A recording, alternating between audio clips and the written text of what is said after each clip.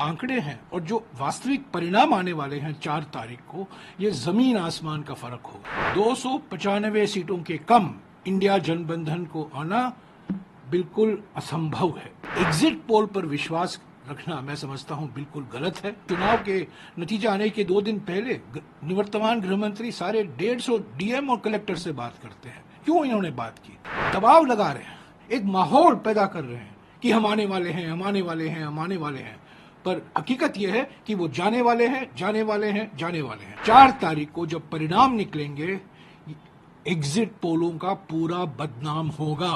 NDA की government तीसरी बार बनने जा रही है और साफ तौर पर जो है सीटें जरूर इंडिया ब्लॉक की बढ़ती हुई दिखाई दे रही है पिछली बार के मुकाबले, लेकिन एनडीए की ही सरकार बन रही है। प्रधानमंत्री तक ने इसके ऊपर ट्वीट कर दिया है और साफ तौर पर कहा एजेंडा नहीं चला इंडिया अलायंस।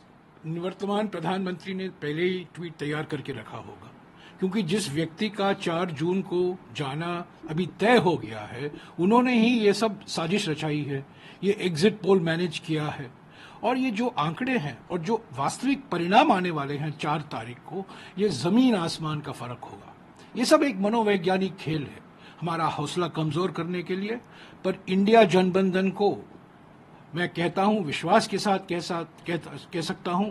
और कल सारी पार्टियों की बैठक भी हुई और वहां आंकड़े पर विश्लेषण हुआ। 295 सीटों के कम इंडिया जनबंधन को आना बिल्कुल असंभव है। यानी कि हमें 200 मिनिमम, न्यूनतम तरीके से हमें 295 सीटें मिलेंगी। और ये एग्जिट पोल पर विश्वास रखना मैं समझता हूं बिल्कुल गलत है। ये सब कठपुतलियां हैं और कठपुतली के मास्टर जो बैठे हैं, इन्होंने ये सब करवाया है। अरे निवर्तमान गृह मंत्री 150 डीएम और कलेक्टर से बात करते हैं, ये क्या गैर संवैधानिक नहीं है? 1 दिन पहले, 2 दिन पहले, चुनाव के नतीजा आने के 2 दिन पहले निवर्तमान गृह मंत्री सारे 150 डीएम और कलेक्टर से बात करते हैं। क्यों इन्होंने बात की? तो ये सब दबाव लगा रहे हैं, एक माहौल पैदा कर रहे हैं कि हम आने वाले हैं, हम आने वाले हैं, हम आने वाले हैं। पर हकीकत यह है कि वो जाने वाले हैं, जाने वाले हैं, जाने वाले हैं। 295 का सब जो आंकड़ा दे रहे हैं आप लोगों ने ये क्या पूरी सारी पार्टियों ने मिलकर कंसोलिडेट करके बनाया है इसका? सारे पार्टियों, सारे नेताओं ने राज्यवार सीटों का विश्लेषण किया। अरे एग्जिट पोल में देखिए ना, कुछ ऐसे राज्य हैं जिनका 4 सीट है, कुल मात्र 4 सीट है और वहां 6 सीट दिखा रहे हैं एनडीए को। ऐसे कई राज्य हैं जितना सीट है, सीट से भी अधिक एनडीए को मिल रहा है।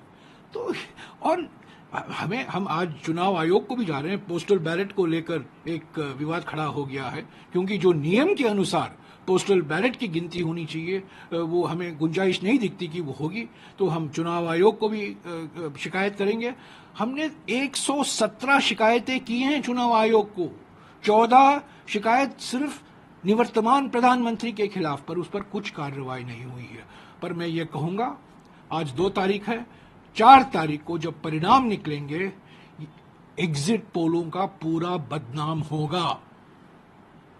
सर, इसके अलावा आपने ट्वीट किया और आपने कहा मास रिगिंग हो रही है। अजय माकन जी के ट्वीट को आपने कोट करते हुए कहा मास रिगिंग हो रही है। अजय माकन भी कुछ इंडिकेट कर रहे हैं कि काउंटिंग एजेंट्स को बिल्कुल काउंटिंग एजेंट को वहां उपस्थित नहीं होने दिया जा रहा है, उनको भगाया जा रहा है। क्यों ये सब हो रहा है? ये दबाव लगाया जा रहा है ना।